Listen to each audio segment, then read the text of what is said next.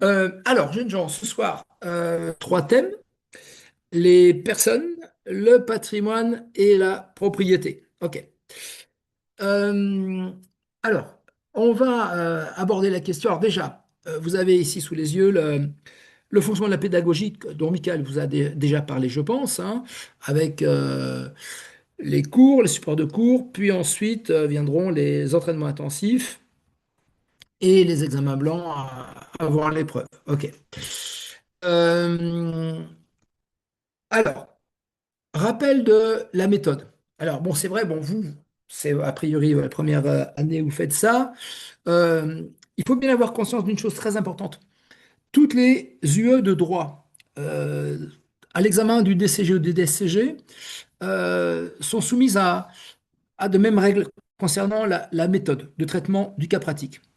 Alors, fondamentalement, il y a deux parties incontournables. Je vous en ai déjà parlé, mais j'y reviens. Un, première chose, c'est le rappel de la règle de droit. C'est-à-dire que vous lisez votre énoncé, vous lisez la question, et logiquement, vous allez voir quel est le thème de la question, quel est le type de problème posé. OK. Donc, première étape, vous balancez votre cours sur le thème considéré. OK. CTRL-C, CTRL-V. Donc, c'est un copier-coller de votre cours pour cracher votre cours. OK. Surtout en utilisant les fameux mots-clés. Parce que je rappelle que la façon de noter des correcteurs à l'examen, c'est de mettre, d'attribuer des points à la présence de mots-clés. OK. Si dans votre réponse, il y a les mots-clés, vous avez des points. S'il n'y a pas les mots-clés, il n'y a pas les points. C'est aussi simple que ça. C'est-à-dire que même si la réponse est juridiquement exacte, mais vous n'avez pas employé les termes attendus par le correcteur, vous n'aurez pas les points. OK. Donc c'est vraiment le truc incontournable. Toujours utiliser les fameux mots-clés. Ça correspond en gros aux mots que je mets moi en gras dans mon support de cours, par exemple, ou aux mots que vous avez en gras dans les manuels. Bon. Une fois, alors ça correspond à quoi ça? La règle de droit, c'est la théorie. OK. Puis, vous appliquez ces règles de droit au cas qui vous est soumis. C'est vraiment théorie, application. OK. Et là, c'est là que vous regardez si les données de votre cas pratique correspondent ou non à la loi. Est-ce que ça match? OK. Si oui, bah, dans ce cas-là, vous concluez en disant que tout va bien. Sinon, vous concluez en disant non, ça ne va pas. Alors, on verra assez concrètement comment ça peut se faire quand on fera des cas pratiques ensemble. Mais l'idée de base est toujours celle-ci. Règle de droit, théorie, puis application de la théorie au cas qui vous est soumis. Alors, une chose, dans l'application au cas, c'est là que vous faites votre analyse. Vous dites, OK, ça correspond parce que, ou ça correspond pas parce que. OK. Mais n'oubliez pas à la fin de conclure. C'est-à-dire que la conclusion, c'est quoi? C'est une réponse très simple à la question qui était posée. Mais bien sûr, cette réponse simple doit avoir été justifiée et argumentée. L'argumentation, on l'a dans la partie application. OK? Voilà. Ça, ce sera la méthode à suivre dans toutes les UE juridiques que vous aurez. Intro, droit, droit de société, droit social, droit fiscal, relations juridiques, etc. Toujours la même technique. OK? Voilà. Alors, nous, pour l'instant, on ne fait pas vraiment des cas pratiques. C'est vraiment, on revient sur des grandes notions de cours, on les précise, etc. Alors, regardez, dites si les affirmations suivantes sont vraies ou fausses en justifiant votre réponse, ou bien répondez à la question posée. OK. Alors, j'en ai fait sous faire une quarantaine, enfin, on verra tout ça. C'est donc l'occasion chaque fois pour nous de revenir sur le cours et de préciser les choses. Si vous avez des questions, n'hésitez pas à me les poser. Tiens, d'ailleurs, il faut que je mette la conversation. Est-ce que c'est le chat? Voilà, comme ça, c'est des questions à me poser par écrit, je le vois. Alors, première question toute bête. Qui sont les sujets de droit en droit français? Qui sont les acteurs de la scène juridique dans le droit français? Les personnes physiques et Alors, morales. voilà, hein, ce sont les personnes, hein, à savoir personnes physiques, personnes morales. OK. Donc, une chose, vous savez que si vous prenez l'échelle, c'est l'échelle de Richter de l'humanité, une échelle. Euh, Qu'est-ce que vous avez en haut de l'échelle? Vous avez les personnes. Alors, en particulier, les personnes physiques, c'est-à-dire les êtres humains, OK, et les personnes morales, sur lesquelles je reviendrai, OK. Et à l'opposé des personnes, vous avez les biens. Les biens, c'est les choses, OK. Les choses, c'est une maison, un terrain, un arbre, je sais pas, un lance-pierre, un verre d'eau. Voilà, ça c'est des choses, c'est des biens. Ok. Donc en droit français, il n'y a en gros que des choses, des biens ou des personnes. Rien d'autre. Personne et les biens. Ok. Mais vous avez une catégorie de choses qui est située dans l'échelle de l'humanité entre les biens et les personnes. Ce sont les animaux. Les animaux, c'est pas des personnes, c'est moins que des personnes, mais c'est plus que des choses. Ok. Et je vous dis très très récemment, il y a quelques années de ça simplement, la loi française a enfin donné une définition qui n'existait pas hein, de ce que sont les animaux. En l'espèce, un animal, c'est, je cite, hein, euh, c'est quoi merde, un être vivant doué de sensibilité propre. Un être vivant doué de sensibilité propre. Ok. C'est-à-dire qu'un animal ressent de la colère, de la faim, du plaisir, etc. Ce que ne ressent pas un parpaing. Un parpaing ou une brique n'ont pas de sentiment. Ok. Une brique, c'est une chose. Un chat, c'est nettement mieux qu'une brique. Surtout pour si vous le caressez, mieux caresser un chat qu'une brique. Voilà. Donc ça, c'est l'échelle un petit peu qu'on a. Tout en haut, les personnes. En dessous quelque part, les animaux. Et tout en bas, les biens. Ok. Les biens qui peuvent être, on le verra, des biens meubles ou des biens immeubles. Meubles ou immeubles. Il n'y a pas d'alternative. Il n'y a que ça. Hein. Meubles ou immeubles. Ok. Meuble, je rappelle, meuble, c'est qui bouge. Ok. Mobile, ça vient du latin mobilis. Hein. Alors, une petite chose aussi. Si vous voulez fondamentalement comprendre vraiment l'esprit du droit français, c'est très con, mais on est une civilisation, comment dire, méditerranéenne. On est les héritiers directs du droit romain. Le droit français, c'est du droit romain. Ok. Les anglo-saxons, qui font jamais comme tout le monde, ont la common law. La common law, c'est différent du droit romain. Ça veut dire que notre droit français, c'est l'héritier direct du droit des Romains il y a 2000 ans. Et par exemple, quand on verra le droit des contrats actuel est à 80% strictement identique au droit que les Romains appliquaient il y a 2000 ans. Il faut bien comprendre ça. Hein. Ok. De la même façon, le droit des sociétés. Je ne sais pas si vous en faites encore cette année, le droit des sociétés. Ok. Euh, les sociétés, hein, les associés, les actionnaires, tout le bordel. euh, de quand ça date ça?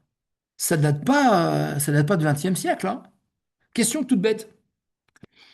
Euh, depuis quand est-ce que les sociétés business, hein, associées, etc., depuis quand le mécanisme de la société, des sociétés existe-t-il?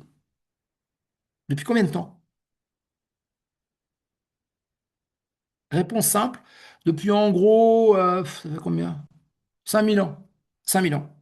Parce que les premières traces écrites, parce que ça veut dire que ça pouvait peut-être exister avant qu'il y ait une trace écrite. Hein. L'écriture, je rappelle, c'est la Mésopotamie, hein, c'est l'Irak. Il y a 3000 ans avant Jésus-Christ, en gros. Ok. On a les premières traces écrites de droit des sociétés. Et les sociétés, c'est quoi? C'est des mecs, des commerçants qui mettent du pognon ensemble pour construire un bateau, embaucher un équipage et l'envoyer sur les flots dans l'espoir de ramener des esclaves, de l'or et de l'encens. Et ensuite, les associés partagent le bénéfice. Ce mécanisme est exactement le même aujourd'hui. Hein. C'est le même aujourd'hui. Hein. Donc le droit des sociétés, en gros, ça a plus de 5000 ans d'existence. Donc ce que je vais expliquer, c'est que le droit, c'est pas un truc nouveau. Ça existe depuis des millénaires, ok, dont nos droits romains. Ok. Alors, suite de l'histoire. Mais il faut bien comprendre ça pour comprendre les choses. Hein, et qu'on est les héritiers du droit romain. Ok. Alors, quels sont les points communs entre ces différents acteurs? Donc les différents acteurs, on est d'accord, c'est les personnes physiques et les personnes morales. Ok. Quel est le point commun? Quels sont les points communs entre une personne physique et une personne morale? Qu'est-ce qu'ils ont de commun? C'est une question, jeunes gens. Ils ont la personnalité juridique. Alors, ils ont la personnalité juridique. Oui, exact, exact. Hein, ils ont la personnalité juridique, tout à fait. Et qu'est-ce qu'ils ont? Alors voilà, alors, tout à fait. Oui, c'est exact. Mais de façon plus précise, qu'est-ce qu'ils ont en commun? Par exemple, comme caractéristique. Toi et moi, on a des caractéristiques. Hein. Toi et moi, on en a. OK. En tant que personne physique. OK. Quels sont les points communs, les caractéristiques communes aux personnes morales et aux personnes physiques? Ils ont des devoirs? Oui? Vas-y. Ils ont des droits et des devoirs? Ils ont des droits et des devoirs, oui, exact, exact. Mais encore, si on fait une fiche d'identité des deux, qu'est-ce qu'elles ont en commun, les personnes physiques et les personnes morales? Ils ont leur nom, leur domicile. Tout à fait. Ils ont un nom, ils ont un domicile. Qu'est-ce qu'ils ont encore en commun? Chose importante. À partir du domicile, qu'est-ce qu'on déduit aussi? Ou du lieu de naissance, qu'est-ce qu'on déduit? La nationalité. Bien sûr, la nationalité. La nationalité d'une personne physique, c'est en général le pays où vous êtes né. Bon, ça peut être aussi la nationalité des parents, mais fondamentalement, c'est le pays où vous êtes né. OK. La nationalité d'une société, c'est le pays où elle est, où elle possède son siège social. OK, son siège social. OK. Donc ça, c'est les points communs, effectivement. Et aussi, qu'est-ce qu'ils ont en commun, un truc fondamental? Donc, un nom, un domicile, une nationalité et un. Ça commence par pas, ça finit par trimoine. Patrimoine, quoi. Excellent, excellent. Un patrimoine, bien sûr. Ils ont un patrimoine. OK. Maintenant, où est la différence? Où est la différence fondamentale, en fait, entre une personne physique et une personne morale? C'est une putain de différence, hein. Les livres en parlent pas, mais c'est tellement évident. Quelle est la différence? C'est au niveau C'est du que, droit. Les sociétés, ça non, va être c'est pas, le droit des sociétés c'est même et pas au le niveau droit des droits. civil. Non, non, c'est Non. un truc encore plus basique. La vie. La personne physique, elle est née et la personne morale, elle est créée. Oui, mais dans les deux cas, c'est une naissance juridique, si tu veux. Dans les deux cas, c'est une naissance juridique. Tu vois, les deux ont une naissance juridique, les deux ont une mort juridique. OK. Pour les gens, c'est alors, une naissance biologique, une mort biologique. Vous et moi, on est né de façon biologique, on mourra de façon biologique. Une personne morale, elle est née par une procédure, elle finira par une procédure, par exemple, de liquidation, etc. OK. Mais fondamentalement, quelle est la différence? C'est que les personnes morales n'existent pas. Dans la vraie vie, est-ce que vous avez déjà vu, vous, une personne morale, les gars? Qui a déjà vu une personne morale? Personne. Si vous en avez vu une, il faut aller consulter vite fait les mecs, hein. Vous avez des hallucinations, hein. Vous prenez des drogues en cachette, hein. Voilà. Parce que sur le plan du droit théorique, les personnes morales existent complètement. Elles agissent en justice, on les assigne en justice, elles ont des droits à patrimoine. Mais dans la vraie vie, j'ai jamais vu, moi, j'ai jamais vu une SARL, une SH, j'ai aucune idée de ce que c'est. Et personne n'en a jamais vu. OK? Voilà, c'est ça. Donc, sur le plan du droit, les deux personnes existent, mais dans la vraie vie, il n'y a que les personnes physiques, hein. On est bien d'accord, hein? OK, voilà. Alors, 4. La résidence d'une personne correspond à son point de rattachement juridique. Vrai ou faux? Faites gaffe. Faux. Ça Pourquoi? dépend. Ouais, ça dépend en fait le nombre de jours auquel il habite au lieu. Non, non, non, non, beaucoup plus Non? simple. Non, non, non, Non. non, non. Alors, une chose.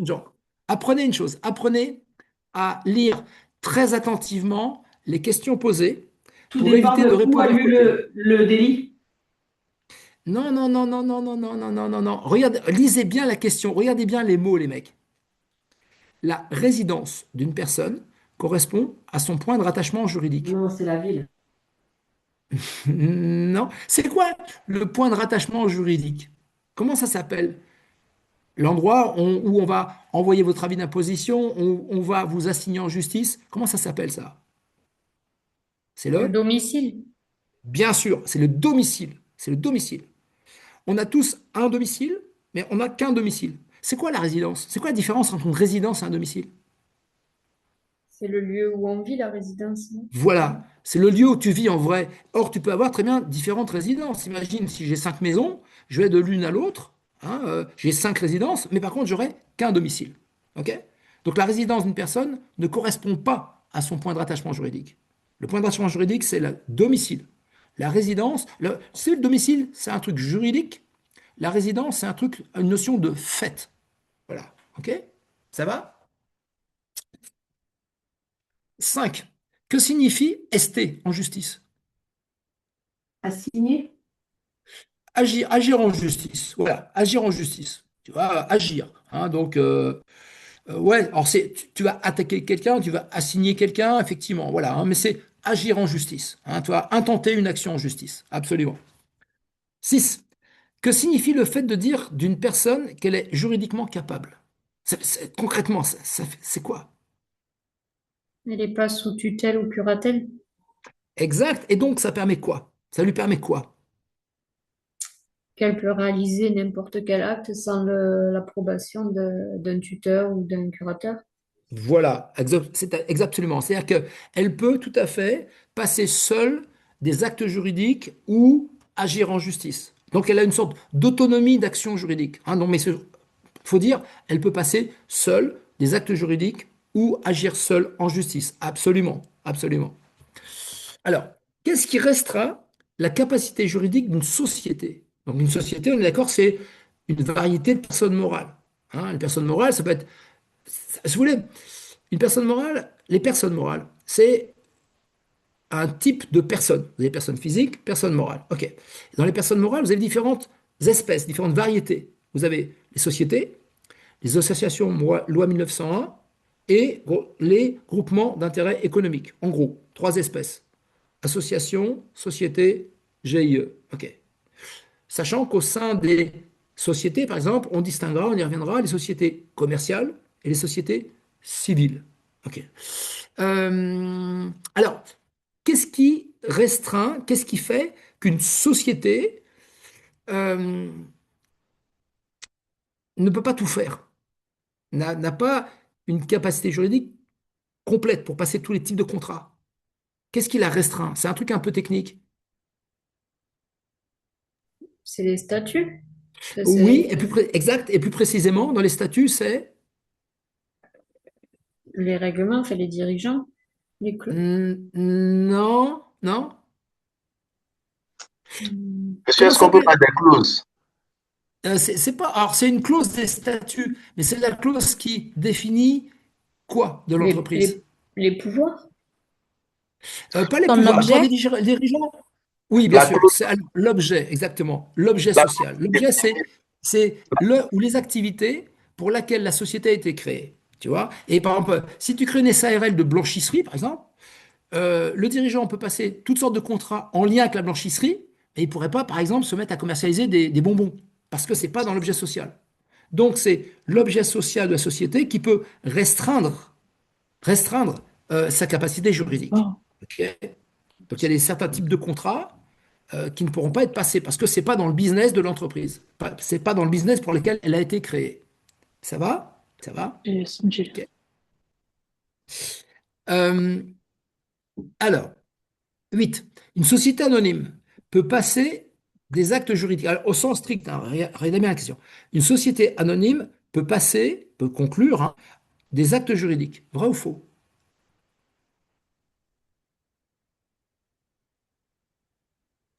Vrai. Réfléchissez. Alors, vrai, mais il y a une précision à apporter. Il faut préciser un truc. Il faut que ça soit voté en conseil. Ouais, non, non, plus simplement que ça. Est-ce que vous avez déjà vu, vous, une société anonyme, aller au tribunal? Est-ce que dans la rue, des fois, vous croisez des sociétés anonymes? Non. Non, parce que on l'a dit, je vous l'ai dit tout à l'heure, en vrai, dans la vraie vie, ça n'existe pas. Il y a que des humains. Il y a que des humains. OK. Mais une société peut passer des actes juridiques. Qui les passe en vrai? Son représentant? Bien sûr, ses représentants légaux, ses dirigeants, ses représentants légaux. OK? Bon, on est d'accord. Société anonyme, ça existe sur le papier. En vrai, on n'en a jamais vu. OK. Alors, si on dit telle société anonyme attaque l'un de ses fournisseurs. OK. Mais en vrai, c'est pas la société anonyme qui fait l'action, c'est le représentant. Un représentant, c'est qui? C'est en quelque sorte le porte-parole de la personne morale. C'est lui qui agit au nom et pour le compte de la personne morale. Donc concrètement, le représentant d'une personne morale, c'est le mec qu'on appelle le gérant, le président, le directeur général. Ok. Et donc quand il signe des contrats, quand il passe des actes juridiques, il ne fait pas en son propre nom, il fait au nom de la boîte dont il est le représentant. Hein, si tu veux, lorsque, je sais moi, le directeur général de Total signe un contrat avec un pays étranger, euh, alors je sais pas comment il s'appelle je sais pas comment il s'appelle le taulier actuel de Total, hein. Mais bon, c'est pas lui qui s'engage, c'est lui qui signe. Mais en signant, il engage qui? La société Total, société anonyme. Ok. Donc les personnes morales ne peuvent en vrai, dans la vraie vie, agir que par l'intermédiaire de leurs représentants. Et d'ailleurs, regardez le terme représentant, c'est-à-dire qu'ils sont la personne physique qui représente la personne morale. Ok? Ça va? La même manière, vous prenez un gamin, un mineur, ok? Un mineur peut pas agir sur l'injustice, peut pas seul passer un contrat. Comment il doit faire?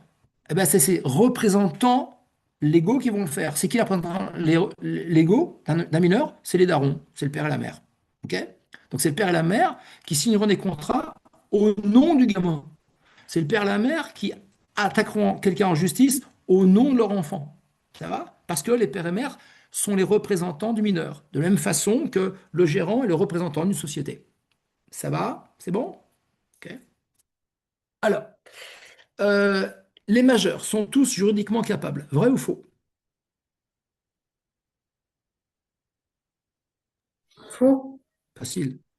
Pourquoi? S'ils sont sous curatelle ou curatelle ou tutelle. Absolument. Alors, exactement. S'ils sont sous ce qu'on appelle un régime de protection, hein, s'ils sont par exemple sous tutelle ou curatelle, ils sont juridiquement incapables. Ils sont juridiquement incapables. Ok. Euh, question. Euh, les mineurs, les mineurs sont-ils des incapables? Pas forcément. S'il est émancipé, non? C'est-à-dire, si quoi? Si? C'est émancipé, je crois. Exact, voilà. Ouais. Alors, un mineur tout court, les mineurs sont, on dit, frappés d'une incapacité générale d'exercice. C'est-à-dire qu'ils ont des droits, mais aussi longtemps qu'ils ne sont pas majeurs, aussi longtemps qu'ils n'ont pas 18 ans, en théorie, ils ne peuvent pas passer seuls des actes juridiques. Ils ne peuvent pas passer seuls des contrats. OK. À moins d'avoir bénéficié d'un jugement d'émancipation à partir de 16 ans, qui permet alors aux mineurs de devenir capables sans attendre les 18 ans. OK. Mais il faut pour ça un jugement de justice. Absolument. Très bien. Très bien. Alors, question 10. En droit français, qui sont les incapables? Enfin, incapables, alors à part le mec du gouvernement, mais juridiquement pas. Juridiquement, qui sont les incapables? Les mineurs non émancipés Exact. et Les mineurs non émancipés, oui, les personnes sous curatelle, et les personnes sous curatelle et sous tutelle. tutelle. Absolument. Hein. Donc, les incapables sont incapables, juridiquement incapables, les mineurs et les majeurs sous tutelle ou sous curatelle. Exactement. 11. Sur la base de quels critères une personne peut-elle faire l'objet d'un régime de protection? À partir de quel moment on va pouvoir vous mettre sous tutelle ou sous curatelle? Quelle est la formule qu'on utilise?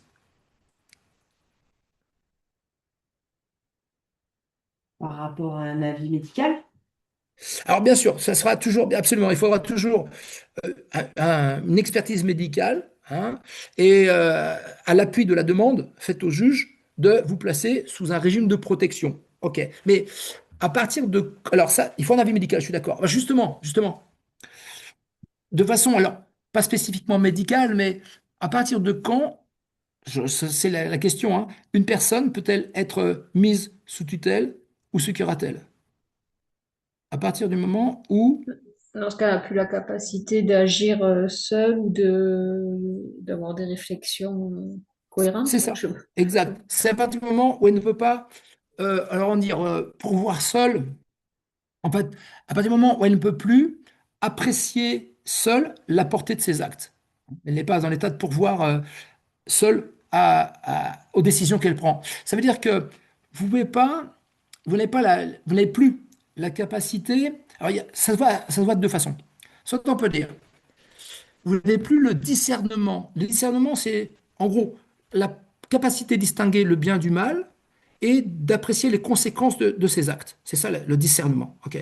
Et donc, vous êtes passé sous tutelle ou curatelle dès lors que vous n'avez plus le discernement nécessaire pour assumer les conséquences de vos actes. Tu vois? Voilà. C'est vraiment le critère. C'est vraiment le critère. Alors, en général, la raison de cela, c'est une atteinte aux facultés mentales, psychiques. Ok. Alors, souvent, les personnes qui sont mises sous tutelle, c'est qui? C'est des personnes soit qui ont des troubles psychiatriques, par exemple, ou des personnes âgées qui deviennent séniles. Vous commencez à taper dans les gamelles, ou bien un truc sérieux, vous avez un Alzheimer. Dans ce cas-là, vous ne vous rendez plus du tout compte de ce que vous faites, de la portée de vos actes. Et donc, pour vous protéger de vous-même et des tiers, on va vous placer sous un régime de protection. C'est pour ça qu'on est un régime de protection. Et le mec qui est sous tutelle, qui est placé sous tutelle, sous curatelle, on l'appelle d'ailleurs le protégé. Le protégé. Ok. On verra comment se fait cette protection après. Ça marche. Euh, 12. Un mineur peut être placé sous sauvegarde de justice. Vrai ou faux?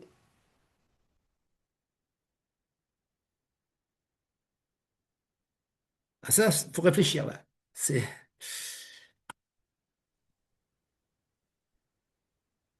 un mineur Et peut-il La, être placé la sous sauvegarde? sauvegarde, c'est pas pour les Si, je sociétés? dirais vrai si c'est pour le protéger.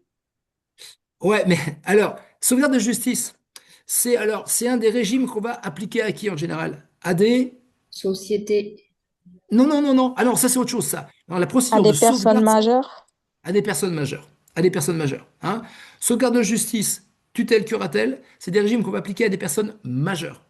Parce que les mineurs, c'est pas la peine. Les mineurs, ils sont, de fait, ils sont juridiquement incapables. Donc, pas la peine de les protéger, ils sont automatiquement protégés. Ils sont incapables, hein, vous vous rappelez, hein, voilà. Hein. Donc, la sauvegarde de justice ou la tutelle ou la curatelle, ce sont des régimes applicables uniquement à des personnes majeures. Ok.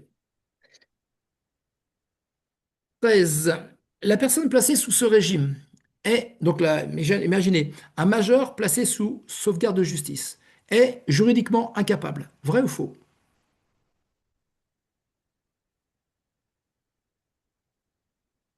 Ah ah.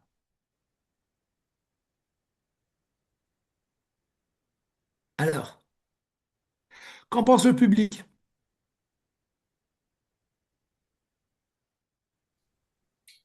Moi, je dirais faux. Effectivement, c'est faux. Ah, si, si, effectivement, c'est faux. C'est faux. Le majeur placé sous ordre de justice n'est pas juridiquement incapable. Euh, Celui qui est sous tutelle, sous curatelle, oui. Sous secrétaire de justice, non. La différence, en fait, ce qu'on fait, en gros, c'est que vous êtes majeur capable, mais si vous faites de la merde, si vous faites des trucs qui vous causent du tort, on pourra. Alors, une chose, quand je parle d'acte juridique, je fais référence à quoi en fait? Donnez-moi un synonyme. Un contrat. Un contrat, un contrat. Hein. Non. Donc, quand on parle d'acte juridique, il s'agit de passer des contrats, on est bien d'accord. OK. Et donc, lorsqu'un majeur sous sauvegarde de justice passe des contrats, à la base, il est capable, on le laisse faire. Simplement, s'il fait un truc qui lui cause du tort, on pourra annuler le contrat de la même manière qu'on aurait pu le faire si c'est un mineur qui avait passé ce même contrat. OK. Et précisément, quels sont les deux moyens d'annuler les contrats passés, alors, soit par un mineur, soit par un majeur sous secret de justice? C'est l'action en récision pour lésion ou l'action en réduction pour excès. J'y reviendrai tout à l'heure. Ça va? Mais chose importante, le majeur sous secret de justice n'est pas incapable. Ok. Voilà. Euh, alors, 14. En matière de capacité juridique, qu'est-ce que le principe de proportionnalité? Quand est-ce qu'on va parler du principe de proportionnalité? Qui sait? C'est un mot-clé. Hein. Pas par rapport justement aux personnes morales, les associés. Non, non, ça c'est autre chose, ça. Non, non, non, non. Au sens strict, hein, principe de. Donc, dans un contexte de capacité juridique, hein, à quel moment on parle d'un principe de proportionnalité? C'est au moment où le tribunal va choisir le régime de protection qu'il va appliquer à une personne. Sauvegarde de justice, ou bien curatelle, ou bien tutelle. Et en fait, alors on est d'accord que plus on monte, c'est-à-dire en bas, sauvegarde de justice, au milieu, curatelle, en haut tutelle. Plus on monte, plus ça craint. C'est-à-dire plus la personne, en gros, tape dans les gamelles. OK. Et donc, moins elle a de droits. Moins elle a de droits. OK. Et donc, l'idée, c'est que le juge saisi d'une demande de protection doit choisir le régime de protection le plus adapté, le plus proportionné à l'état psychique de la personne. Je caricature. Si vous êtes un peu dingue, c'est une grosse caricature. Si vous êtes un peu dingue, on ne va pas vous mettre sous tutelle. On va vous mettre a priori sous sauvegarde de justice, éventuellement sous curatelle. Ok. Si vraiment vous vous rendez plus compte de rien, on va nécessairement vous mettre sous tutelle. Ok. Donc, on ne va pas mettre sous tutelle une personne qui a de légers troubles psychiatriques. C'est disproportionné. D'une certaine façon, c'est trop sévère parce que si on vous fout sous tutelle, on n'a quasiment plus aucun droit, alors que vous avez que de légers troubles. Voilà. Donc l'idée, d'apporter un remède proportionné au problème. Ok. Voilà. C'est ça le principe de proportionnalité. Et c'est le juge qui doit le respecter lorsqu'il va choisir le régime de protection qu'il va appliquer au majeur. Ça va? Alors, 15. Le contrat conclu pour réparer un véhicule accidenté est un acte de disposition. Vrai ou faux?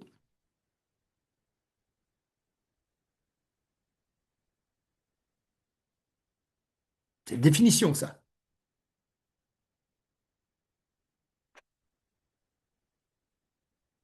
C'est quoi un acte de disposition, jeunes gens? C'est quoi la définition d'un acte de disposition? Alors, je rappelle, vous avez trois types d'actes. Acte d'administration, acte de conservation, acte de disposition. Alors, vous êtes censé connaître les trois définitions. Alors, déjà, dites-moi, qu'est-ce qu'on appelle les actes d'administration, sous-entendu du patrimoine? C'est quoi les actes d'administration? Ça correspond à quoi dans la vraie vie? Qui c'est?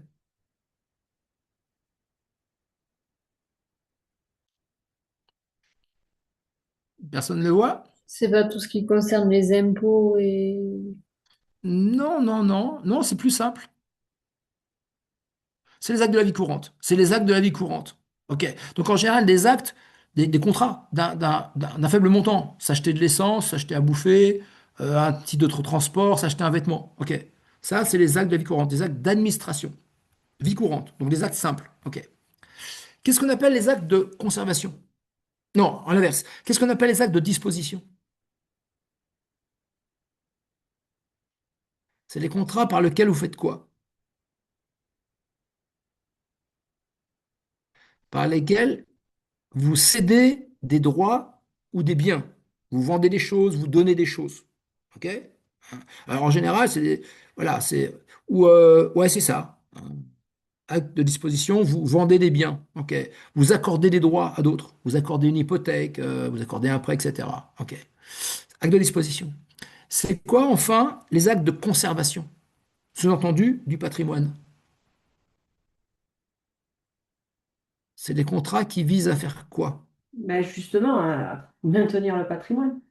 Tout à fait. À conserver, à maintenir le patrimoine, à éviter que votre patrimoine ne se déprécie, à éviter de s'appauvrir. OK. Donc, lorsque vous faites réparer un véhicule accidenté, c'est quel type d'acte? de conservation, du coup. Bien sûr, de conservation. Parce qu'en le réparant, vous maintenez la valeur de votre charrette. OK? Hein. Voilà. Donc, voilà, les actes de réparation, en général, classiquement, c'est des actes de conservation du patrimoine. Un autre exemple, ce serait, par exemple, imaginez, je suis dans le business. J'ai déposé une marque. Où est-ce que c'est une marque, jeunes gens, hein? J'ai déposé une marque à l'INPI. L'INPI, c'est l'Institut national de la propriété intellectuelle, industrielle. L'INPI. Mais une marque, elle est valable 10 ans. C'est-à-dire pendant 10 ans, la marque est à vous. Mais si au bout de 10 ans, vous ne faites rien, elle tombe dans le domaine public et quelqu'un peut vous la piquer. Ok. Eh bien, le fait de penser à renouveler, on dit à reconduire votre marque, c'est un acte de conservation. Parce que en reconduisant votre marque, vous la maintenez, elle ne sort pas de votre patrimoine. Vous en restez propriétaire. Vous voyez? Voilà. Donc, reconduire une marque que l'on a déposée, c'est une façon, c'est un acte de conservation. Ça permet de conserver un droit que l'on a. OK? Voilà. Alors, 16. Un majeur placé sous tutelle restera juridiquement incapable jusqu'à sa mort. Vrai ou faux? fausse a une durée limitée. Oui, à combien en principe?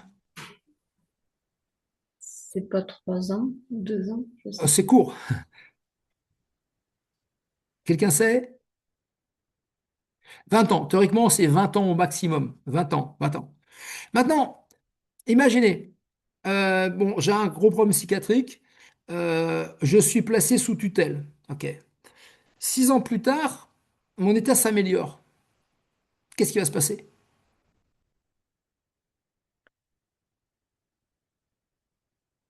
Qu'est-ce qui va se passer? Ou même, euh, je suis passé sous tutelle, je vais à Lourdes, je tombe dans la piscine et aïe, aïe, je recouvre tous mes esprits. Qu'est-ce qui se passe? Ok, c'est un miracle, je suis d'accord, mais encore, juridiquement, qu'est-ce qui se passe? Il y a une demande qui est faite pour un Oui, nouveau réajustement de la tutelle. tout à fait. Tout à fait. On va réadapter le régime juridique qui s'applique à moi. C'est-à-dire que, effectivement, si une personne, par exemple, est placée sous curatelle, et qu'au fil du temps, son état s'aggrave, en général, on va retourner voir le juge afin de passer de la curatelle à la tutelle. À l'inverse, si l'état de la personne s'améliore, on va descendre, on va passer de la tutelle à la curatelle, et peut-être de la curatelle à la sauvegarde, ou même si vous êtes guéri, on lève le régime de protection. Vous redevenez capable. Donc, il faut comprendre que ces régimes ne sont pas définitifs, c'est évolutif. Tout dépend comment votre situation va évoluer, en mieux ou en pire. Hein. Voilà. Euh, ok. Ça. Alors, 17. Dans quel cas un contrat peut-il faire l'objet d'une récision pour lésion?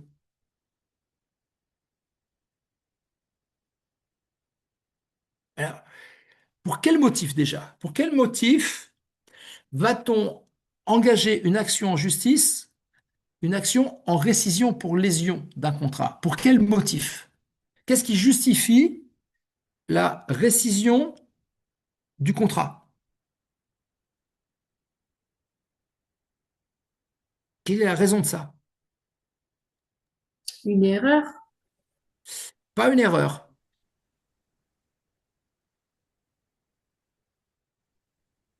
Non, pas une erreur.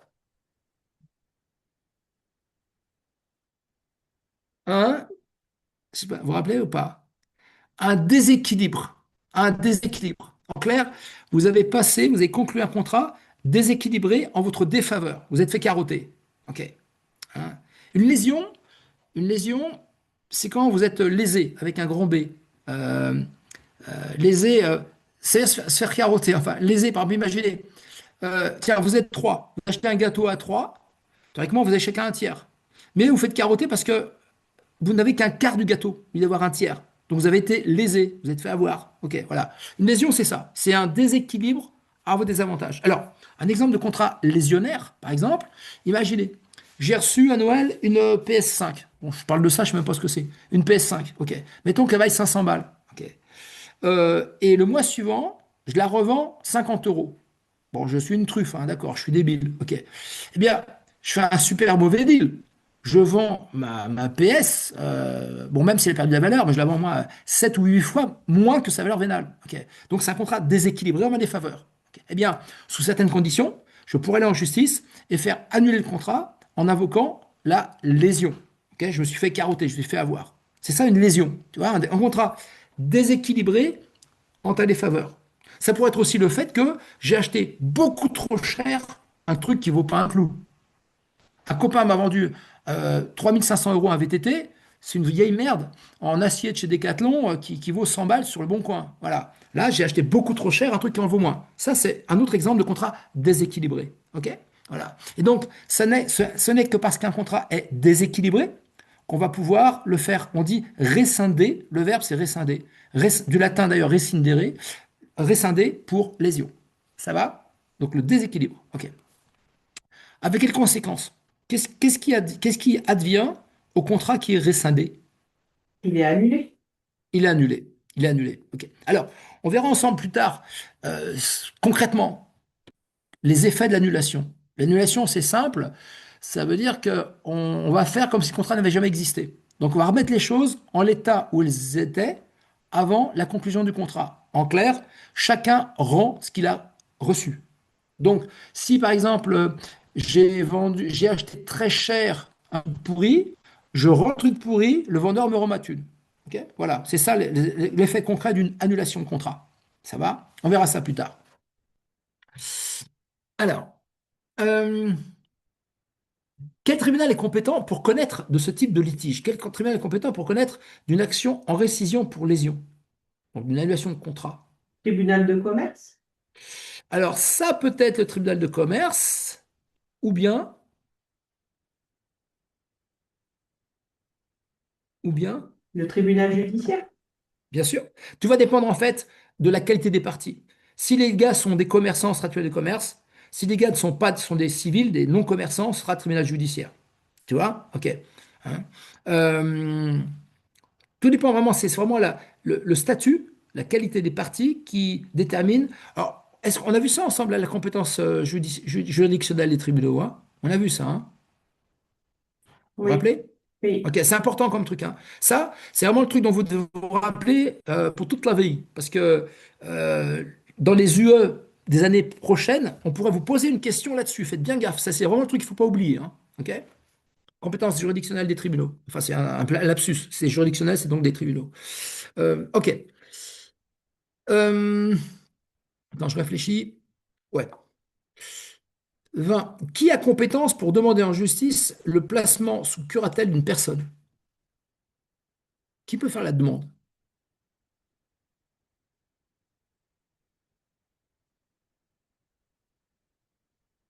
J'écoute. Un personnel médical ou une Non, personne privée? plus précisément. Je veux des noms et des adresses. Sa famille? Bien sûr, la famille ou bien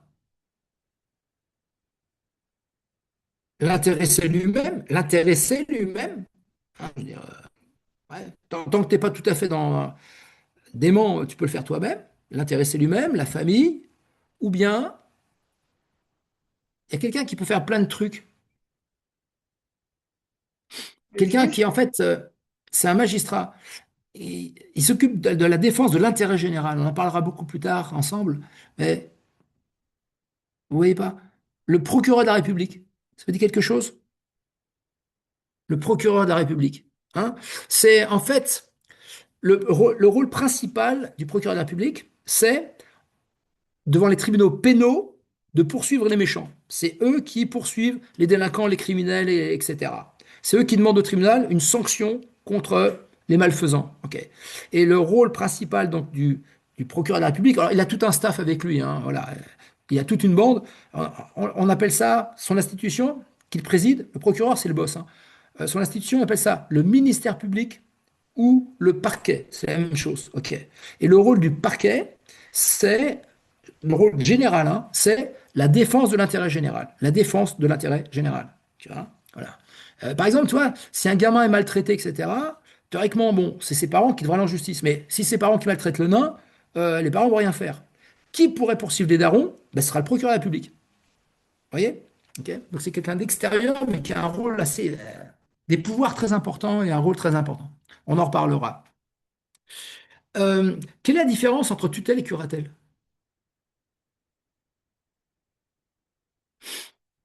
Il y a plusieurs d'ailleurs des différences, mais Il y en a un, c'est au niveau des actes. Il y en a un qui peut passer des actes autonomes et l'autre non. ouais, oui. Ouais. Et oui, Alors, c'est lequel qui est le plus strict? C'est dans quel régime que le la protégé ne tutelle. peut quasiment rien Tel. faire tout seul? La tutelle. La tutelle. La tutelle. Alors la tutelle, pour faire très simple, les seuls contrats, les seuls actes que le majeur sous tutelle peut passer seul, c'est ceux dont le juge a dressé la liste dans son jugement. Uniquement ceux dont il a dressé la liste. Alors, autant dire, ça va aller vite, hein. Donc, ça va être s'acheter des clopes, ça c'est le journal, un billet de train et des slips. Point. Ça, il peut faire seul. Tous les autres contrats qu'il va passer seul seront nuls de plein droit. Alors, une chose, l'expression nul de plein droit, ça veut dire nul automatiquement. Automatiquement nul. Ok. Nul de plein droit. Ok. Voilà. Hein. Donc là, la liberté contractuelle laissée au major sous tutelle, elle est minime. Minime. Et en gros, c'est donc le tuteur qui va quasiment tout faire à la place du majeur sous tutelle. OK? Voilà. Alors, dans la curatelle, c'est un peu dans la curatelle. Alors, certains contrats peuvent être passés seuls par le protégé, le gars qui est sous curatelle, sachant que s'il se fait carotter, il pourra toujours les faire annuler, action récision pour lésion, par exemple. Ok. Par contre, les actes plus importants où il doit impérativement avoir en gros la contre-signature du curateur. Si le curateur n'a pas lui aussi signé, l'acte est nul. Ok. Voilà. Mais le majeur sous curatelle a un peu plus de liberté contractuelle que n'en a celui qui est sous tutelle. Ok. Alors, euh, Jean-Kévin, âgé de 8 ans, possède un patrimoine. Vrai ou faux? Vrai. Oh, Oui, vrai ou faux? Vrai? ah, il y a deux types. Il y a vrai.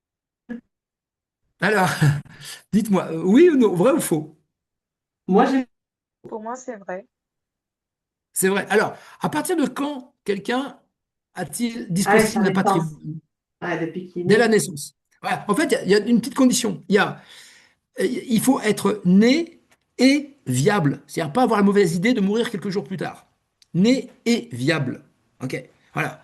Et donc, dès que vous naissez, du simple fait que vous êtes un être humain, enfin une personne physique, vous avez des droits. Alors tiens, comment appelle-t-on les droits que la loi vous reconnaît dès votre naissance? Comment on les appelle? Droit subjectif. Exactement, les droits subjectifs. Alors, droit d'expression, tu me diras, le droit d'expression d'un nouveau-né, c'est assez limité en général, hein. Bon, mais il a un droit de propriété. Alors, pareil, son droit d'aller et venir va être assez restreint, hein. Bon, son droit de grève, ce sera pour plus tard, etc. Bon, son droit de faire le commerce aussi. Ok. Mais dès qu'il naît, théoriquement, il a tous les droits parce qu'il est une personne juridique. Ok. Euh, alors, à quel moment cessez-vous d'avoir un patrimoine?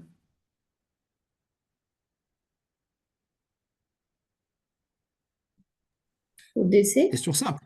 Quand ça? Au décès, bien sûr. Au décès. Hein, c'est avec la mort biologique de la personne, hein, que cesse l'existence du patrimoine. Qu'est-ce qu'on fait du patrimoine du défunt?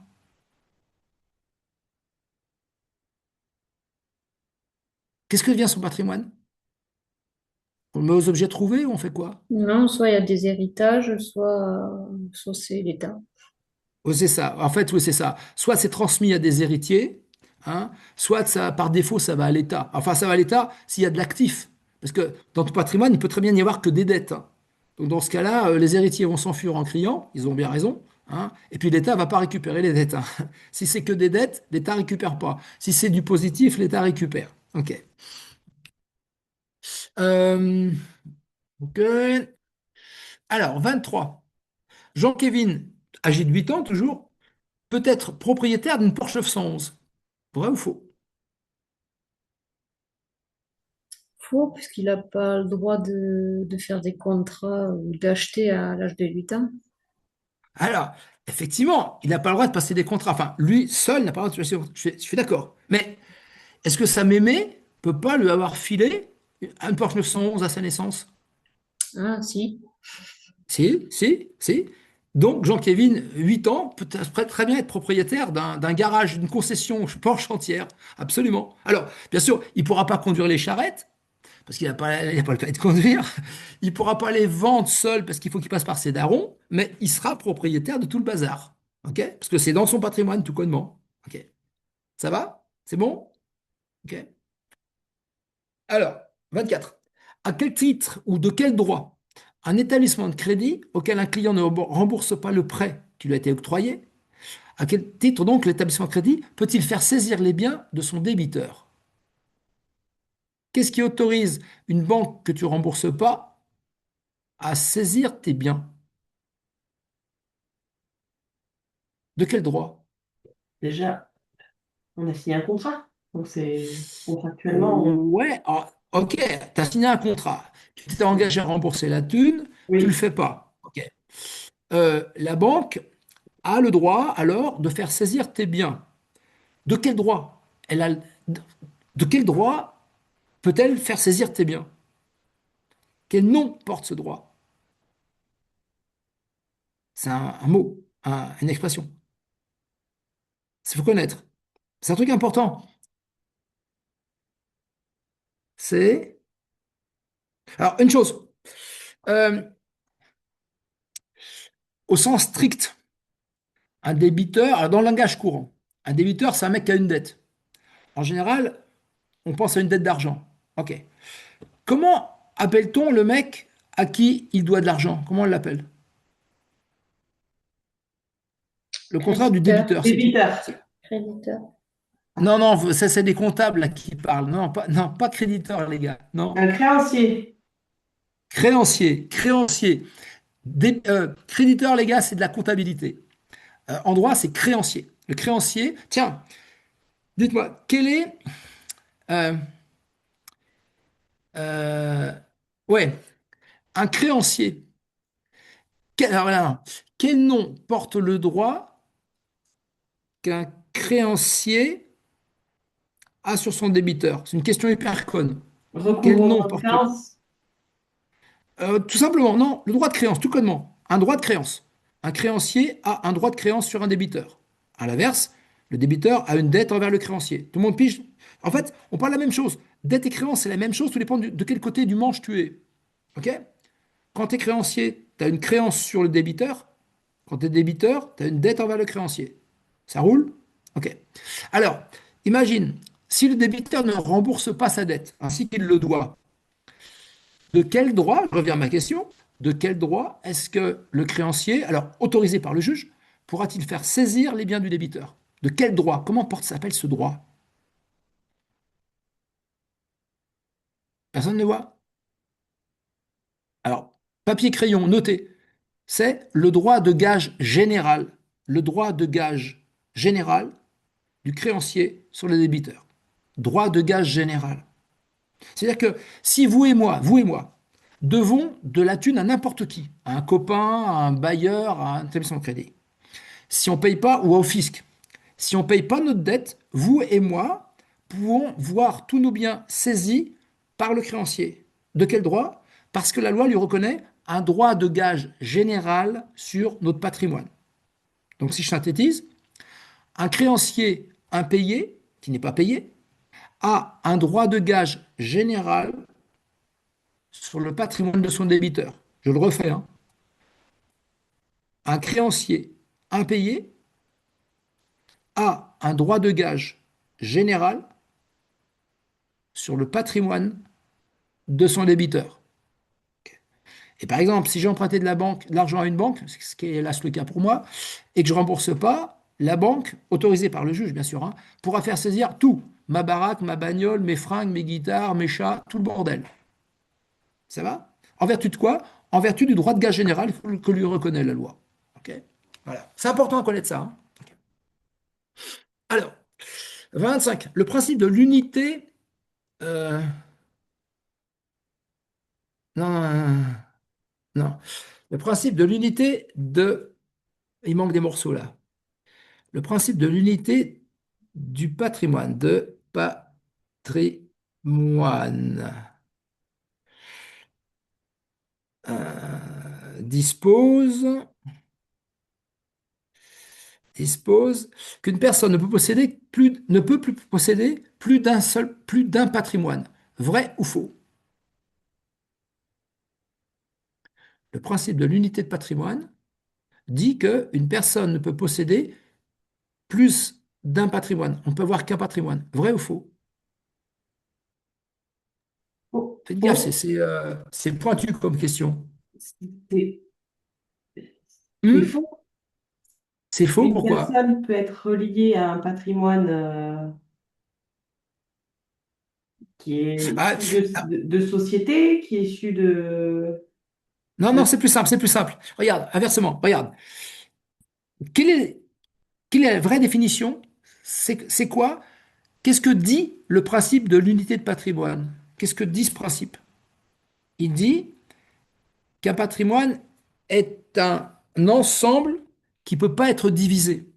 C'est un ensemble qui ne peut pas être divisé. C'est un ensemble, si tu veux, un patrimoine, c'est toujours un actif et un passif.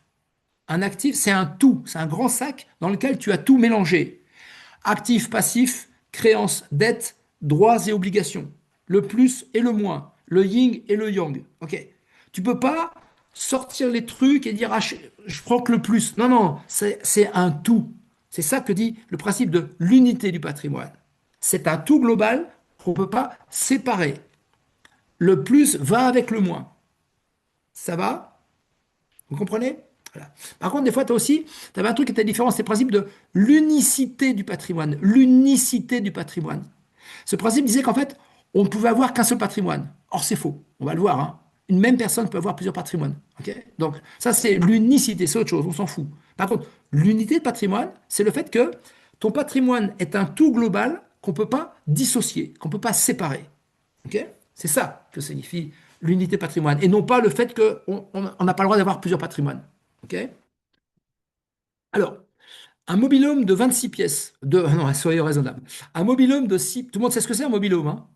Ok? Ouais. Un mobil-home de 6 pièces est un bien meuble, vrai ou faux?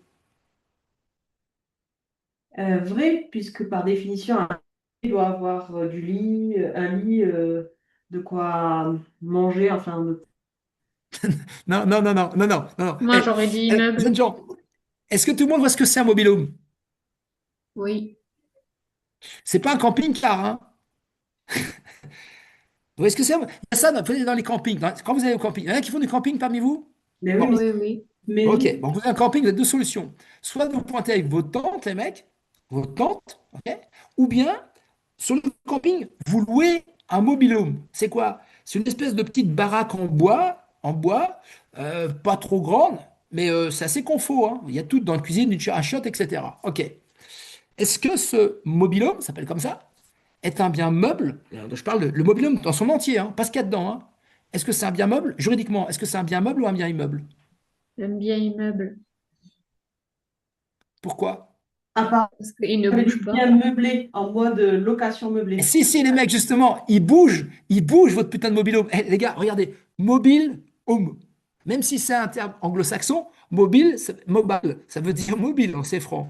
Ok. C'est-à-dire qu'il bouge. Et comment est-ce qu'il est arrivé là, votre putain de mobile home? Il est arrivé sur un camion. Il y a une grue qui l'a déchargé. C'est une sorte de maison. C'est pas, vous savez, c'est en bois et en plastoc. Ça pèse, c'est pas, ça pèse quelques tonnes, mais c'est pas une maison. Ça n'a pas de fondation dans le sol, un mobil-home, les mecs. Vous mettez à 15, vous poussez, il bouge, hein. Vous mettez à 15, mettez une équipe de rugbymen, il pousse le mobil-home, il fait 30 mètres, hein. Donc un mobil-home est un meuble. Alors, une petite remarque. Les gars, c'est quoi un meuble? Qu'est-ce qu'on appelle un bien meuble en droit? Meuble ou Que mobilier, c'est l'on pareil. que C'est l'on quoi? peut toucher, qui bouge. Qui bouge, Qui... qui bouge. Ça vient du latin mobilis, qui bouge. Ok. Qu'est-ce qui bouge? Un verre, ça bouge. Une table, ça bouge. Un ballon, ça bouge. Enfin, vaut mieux. Ok. Euh, une automobile, c'est-à-dire quoi? C'est-à-dire auto tout seul, mobile qui bouge. C'est qui bouge tout seul. Une automobile, c'est un truc qui bouge tout seul, grâce au moteur qu'il y a dedans. Vous voyez le sens des mots. Le sens des mots. Ok. Euh, donc tout ce qui bouge est un meuble. Et un mobil-home, même si ça pèse 5 tonnes, si vous poussez fort dessus, ça bouge. Donc un mobil-home est un meuble. Ok. Alors justement, j'ai une question. Comment, en droit, comment est-ce qu'on appelle une armoire ou une table? C'est un meuble, mais on précise. Vous savez comment on appelle ça? Une chaise, une table ou une armoire, comment ça s'appelle? On dit un meuble meublant. Un meuble meublant. Voilà. OK? Hein? Une armoire, une chaise, je sais rien, un plumard, un lit, c'est un meuble meublant. OK? Voilà. Un meuble tout court, bah, c'est tout ce qui bouge. Et donc tout ce qui est immeuble, c'est tout ce qui bouge pas. OK? Voilà. Alors, 27. Robert a prêté son VTT à Franck. Donc c'est un prêt. Donc, OK, hein, parce que Franck voulait faire un tour avec. Donc Robert prête son VTT à Franck. OK. Robert est donc créancier de Franck. Vrai ou faux?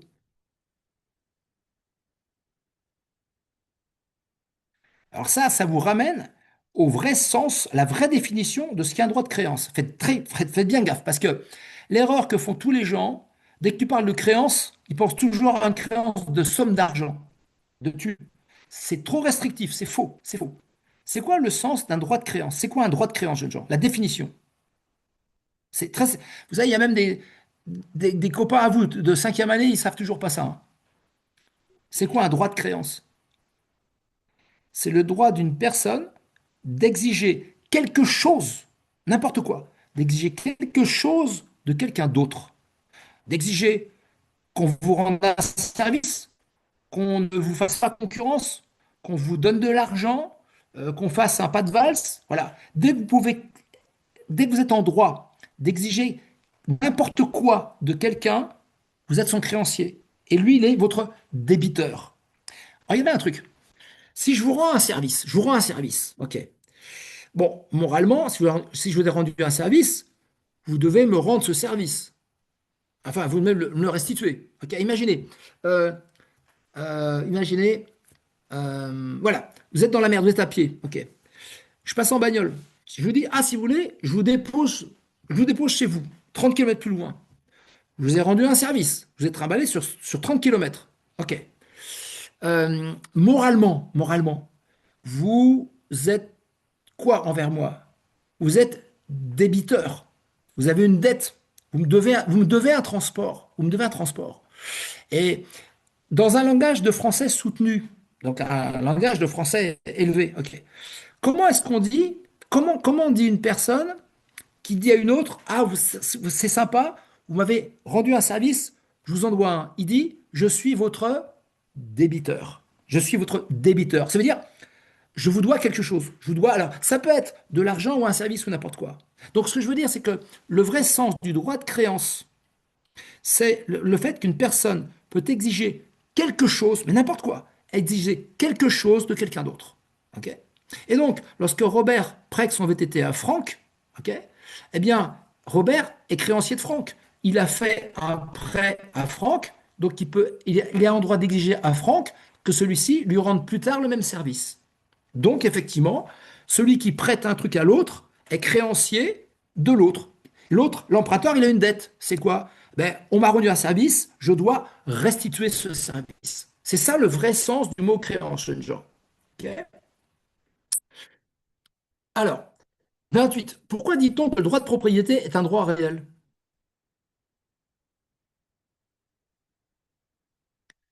Pourquoi dit-on que le droit de propriété est un droit réel? Alors, c'est quoi le sens, le vrai sens du mot réel?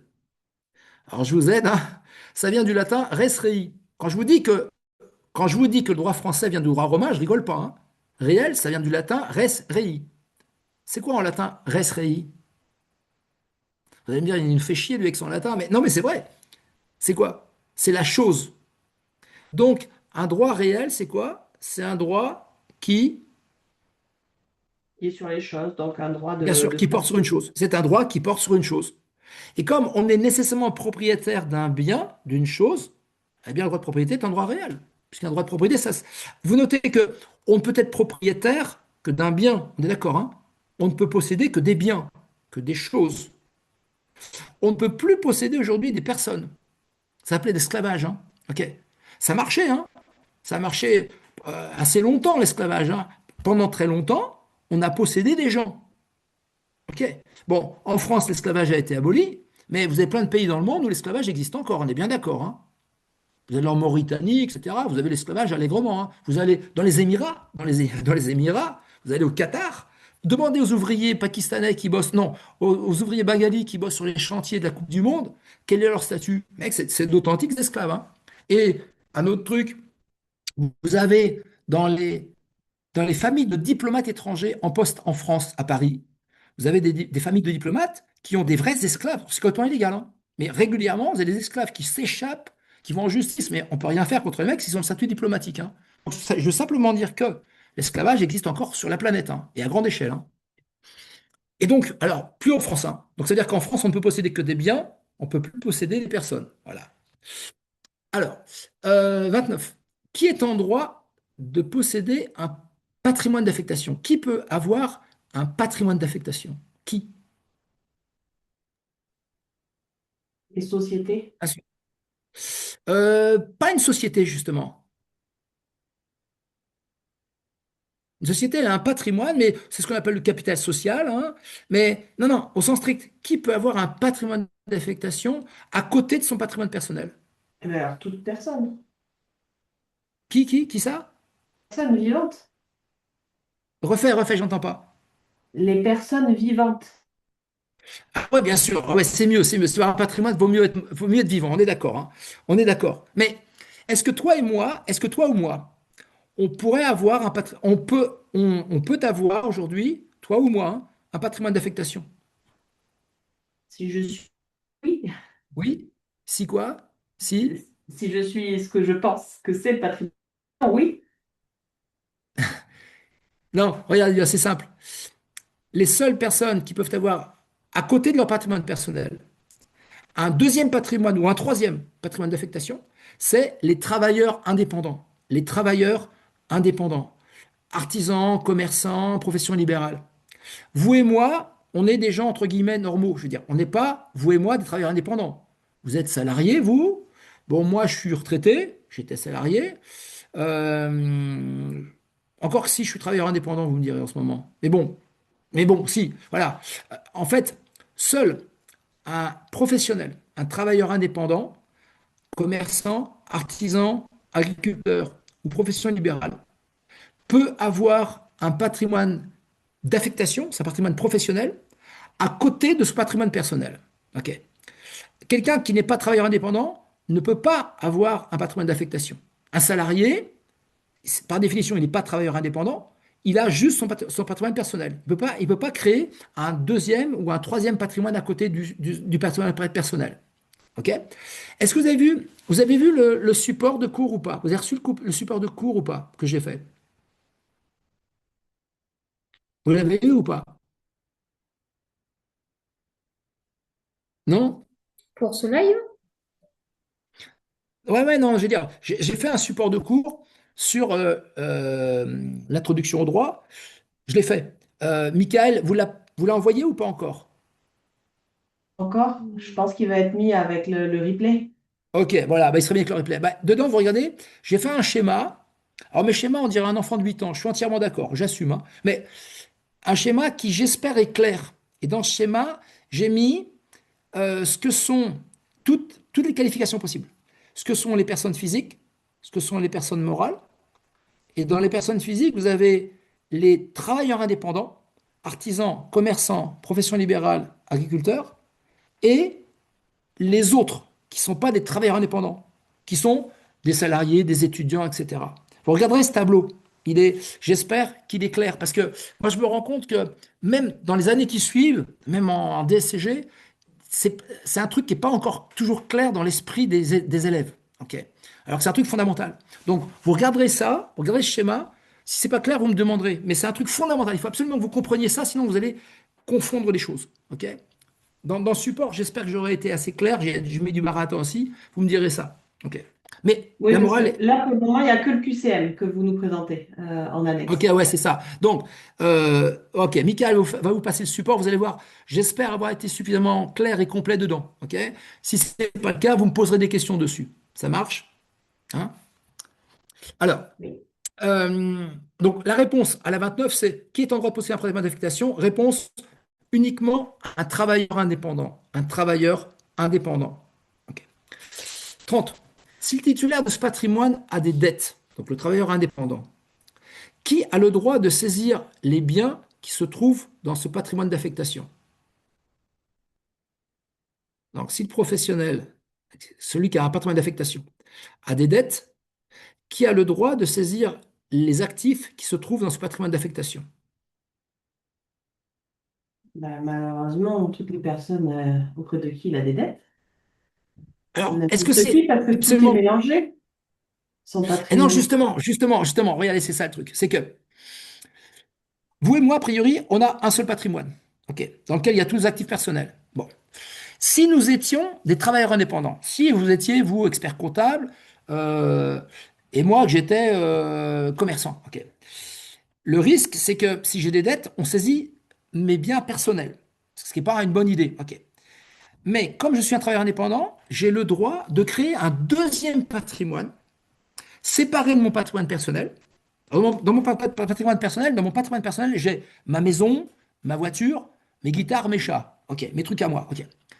Et à côté de ça, je vais créer un patrimoine dit d'affectation, dans lequel c'est mon patrimoine professionnel, dans lequel j'ai ma camionnette pour bosser, mon ordinateur pour bosser, mes machines-outils, mes stocks. OK. Si, en tant que professionnel, j'ai des dettes auprès de mes fournisseurs, de mon bailleur, question, quels sont les biens que mes créanciers professionnels peuvent saisir? Réponse, uniquement les biens qu'il y a dans mon patrimoine d'affectation. Ils ne peuvent pas saisir mes biens personnels. Vous comprenez? Vous comprenez le truc? Ça va ou pas? Oui. Voilà. Hein, tu vois? Donc, par précaution, quand un travailleur indépendant veut protéger ses biens personnels pour pas qu'ils soient saisis par ses... Les créanciers professionnels, c'est tous les mecs à qui, dans le business, vous devez de l'argent. Ça pourrait être vos salariés, ça peut être vos fournisseurs, ça peut être la banque qui vous fait des prêts professionnels. OK. Bon, eux ne pourront pas saisir vos biens personnels, ils pourront saisir que ce que vous avez mis dans le patrimoine d'affectation. Et dans le patrimoine d'affectation, il n'y a que des actifs professionnels.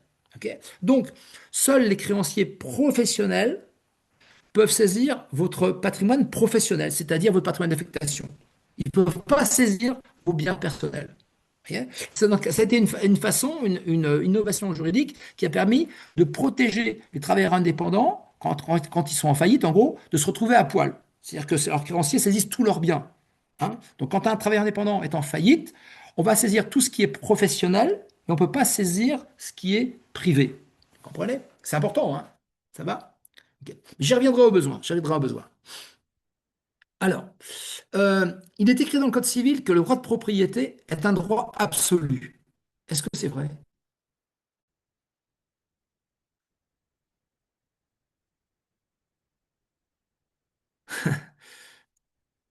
Est-ce que c'est vrai? Est-ce qu'il n'y a pas des choses qui vont limiter l'étendue de vos droits de propriété? Parce que quand tu es propriétaire d'un bien, tu peux dire, je fais ce que je veux, je vous emmerde. Ok, je fais ce que je veux, m'embrouillez pas, c'est à moi, je fais strictement ce que je veux. Mais on n'a Est-ce que pas dit que le droit de propriété était un droit tout à l'heure?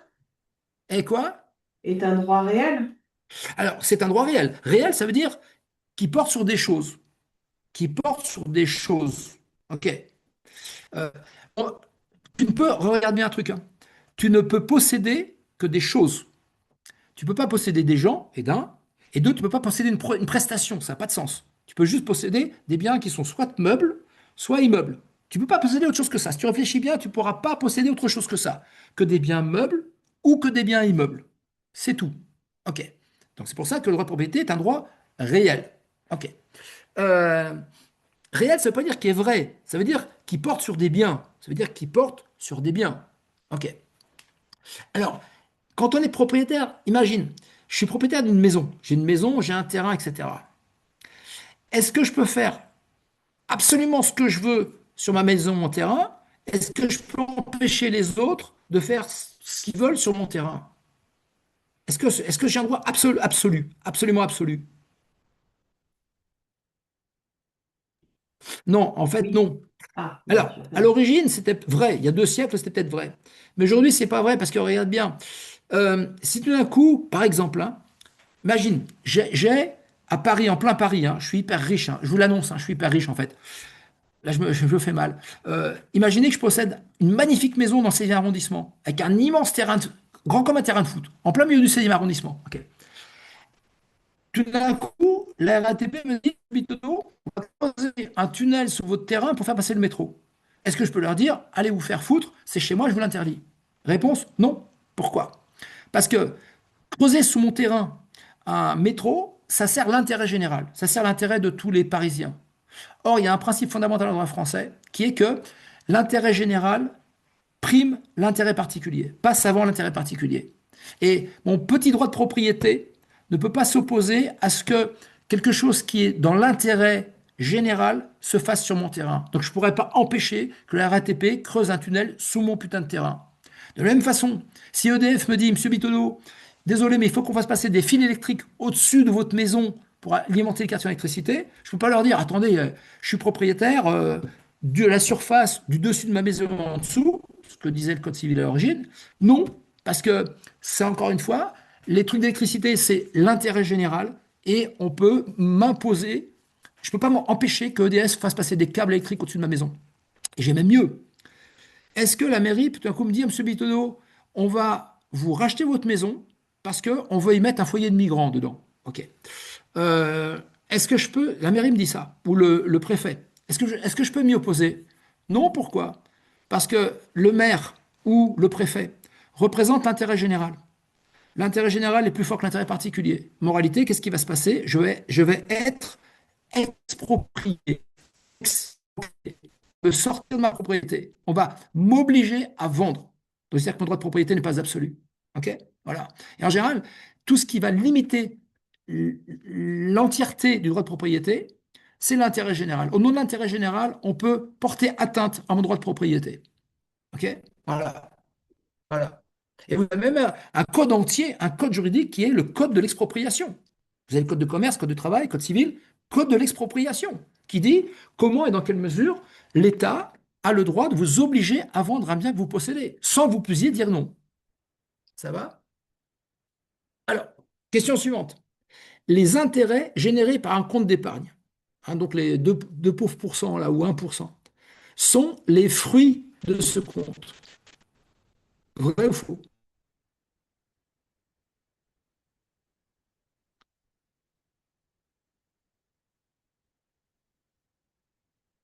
Est-ce que c'est vrai ou c'est faux? Vrai. C'est vrai, c'est vrai. Alors, les fruits, là, à quoi je fais référence? Je fais référence au droit de propriété et au fructus. Le fructus dans le droit de propriété. OK. Et le fructus, c'est... Alors, vous savez que le droit de propriété, en fait, c'est pas un droit. C'est la somme de 3 droits. Le droit de propriété, c'est usus plus abusus plus fructus. OK. Usus et abusus et fructus. Abusus et fructus sont dans un bateau. Fructus tombe à l'eau. Euh, donc, être propriétaire, en fait, ça veut dire que vous avez le droit de faire 3 choses. L'usus, c'est le droit d'utiliser la chose dont vous êtes propriétaire. L'utiliser. OK. Si j'ai une bagnole, je peux la conduire. Si j'ai une guitare, je peux jouer avec. OK. Le fructus, c'est le droit, pour moi, de garder les richesses générées par la chose que je possède. Par exemple, si je loue ma guitare à quelqu'un, je, je garde le loyer. Le loyer est à moi. Le loyer est donc le fruit de la chose que je possède. Si j'ai un compte d'épargne, j'ai de l'argent, si cet argent produit des intérêts, on va dire que les intérêts sont le fruit de mon épargne. Si je loue mon appartement, les loyers que me verse le locataire sont les fruits de mon appartement. Vous comprenez? C'est ça le fructus. OK. Et enfin, le troisième droit de propriété, c'est l'abusus. C'est le droit, en gros, de faire ce que je veux de la chose que je possède. Par exemple, si je veux m'amuser à casser mes guitares, j'ai le droit, parce que c'est mes guitares. Est-ce que vous avez le droit de casser mes guitares, vous? Non, parce que c'est pas vos guitares. C'est tout con. OK? Donc, quand je dis je suis propriétaire d'une guitare, ça veut dire quoi? Un, j'ai l'usus. Il n'y a que moi qui ai le droit de jouer avec, pas vous, parce que c'est pas à vous. J'ai l'usus. Deux, je peux la louer et garder le loyer. J'ai le fructus. Trois, si je veux la bousiller ou la vendre, j'ai le droit parce que c'est ma guitare. C'est l'abusus. C'est ça être propriétaire. C'est avoir ces 3 droits-là. OK? Utiliser, encaisser les revenus, ou alors attention, si je possède un. Imagine, d'ailleurs c'est vrai, euh, devant ma maison là, il y a des arbres fruitiers. OK? Si, parce que je pense qu'elle a donné, si à la saison, mes arbres fruitiers donnent des fruits, des poires, des cerises, eh bien, au sens strict du terme, les poires et les fruits que vont donner mes arbres sont le fructus des arbres que je possède. Vous comprenez? Voilà. Ok, merci. Ok, ça marche. Donc, je disais, 33. Dans le contrat de prêt à usage, donc si je prête, par exemple, un appartement à un copain, quel droit le propriétaire du bien conserve-t-il? Donc, on est d'accord? Je suis propriétaire de l'appartement, je le prête à un copain. Qu'est-ce qui me reste comme droit de propriété? Je le prête à un copain. Qu'est-ce qui me reste comme droit de propriété? Fructus. Alors, ça, oui, c'est vrai, le fructus et L'abusus. l'abusus, exactement. Qu'est-ce que j'ai concédé à mon copain? Qu'est-ce que je lui ai transmis temporairement? Le droit d'utiliser la chose. Usus. Tout à fait, l'usus, absolument, hein, absolument. Donc, vous prêtez un bien que vous possédez à quelqu'un, vous lui transférez temporairement l'usus, le droit d'utiliser la chose. Mais vous, par définition, vous avez gardé le fructus et l'abusus. C'est-à-dire que celui auquel vous avez prêté la chose n'a pas le droit de la louer, parce que vous avez gardé ce droit. Ça va? C'est bon? Ça marche? Alors, et par exemple, si je vends une guitare, en fait, vous savez que si je vends une guitare, en fait, qu'est-ce que je transfère à l'acheteur? C'est pas une guitare que je transfère, c'est le droit d'utiliser, de défoncer et de mettre en location la guitare objet du contrat. Un contrat de vente, dans le contrat de vente, tu vends pas un bien, tu vends les droits de propriété sur le bien. Tu vends des droits sur un bien. Je sais que c'est un peu space mon histoire, mais c'est comme ça. Hein. La vente, c'est pas la vente d'un bien, c'est la vente des droits de propriété sur le bien. C'est un transfert de droits. C'est pas un transfert de choses, c'est un transfert de droits sur une chose. Ça va? OK? J'espère que c'est pas trop mystique que je vous raconte, hein, mais c'est la vérité, c'est comme ça que c'est comme ça que ça fonctionne. OK. Alors, 34. En tirant un fusil sur les poules de mon voisin, j'en deviens instantanément propriétaire par la théorie de l'occupation. Est-ce que c'est vrai ou faux? Alors, le problème, c'est que si vous n'avez pas le support, je ne sais pas si vous pouvez répondre à la question. Ça vous parle pas? Non, Bon, parce je vous que explique. les poules, elles sont dans le jardin, entre guillemets, du voisin. Ça lui Ouais, mais alors, appartient. la raison, si tu veux, c'est plus juridique. Vous avez Ah. raison. Dans le support, il y a un truc. Dans le support, il y a un machin, c'est comment est-ce qu'on peut devenir propriétaire d'une chose? Quels sont les modes d'acquisition de la propriété d'un bien? Comment je peux devenir propriétaire? En classique, c'est, on dit par convention, par contrat. Il suffit que j'achète la chose. OK. Mais je peux aussi devenir propriétaire d'un bien par ce qu'on appelle par la possession. C'est-à-dire que si pendant 30 ans, j'utilise une chose qui m'appartient pas, sans que le propriétaire ne réagisse, ne moufte, eh bien, au bout de 30 ans et un jour, je deviens vraiment propriétaire de la chose. C'est-à-dire que pendant ces 30 ans, je n'étais que possesseur de la chose. Regardez, le possesseur, c'est le mec qui utilise une chose, qui en dispose. Le propriétaire, c'est celui qui a des droits de propriété dessus. C'est pas du tout la même chose. Je m'explique.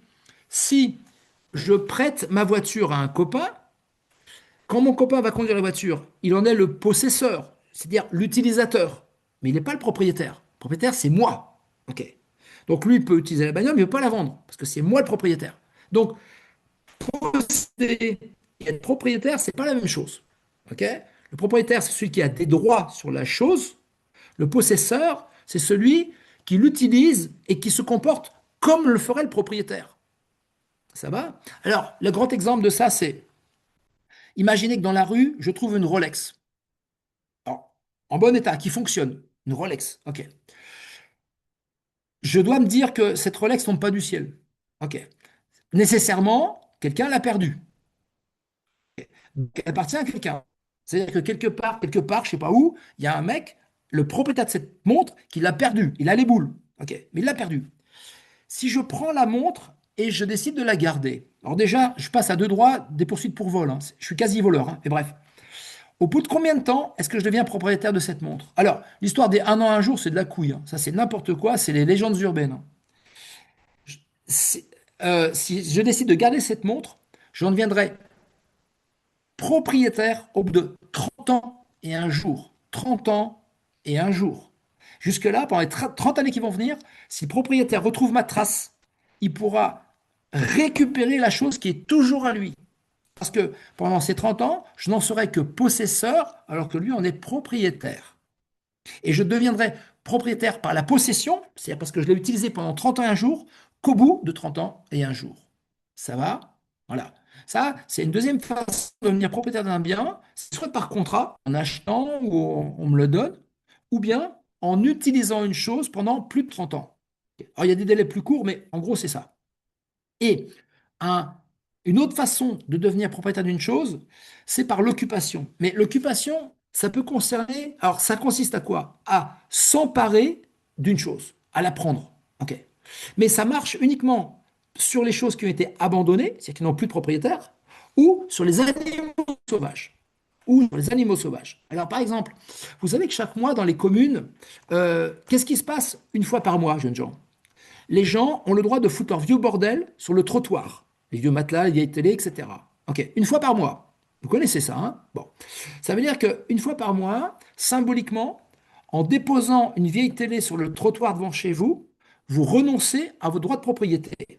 Ce qui fait que ce bien devient une chose abandonnée. Ça s'appelle une chose abandonnée. On dit une res delicti. Ok.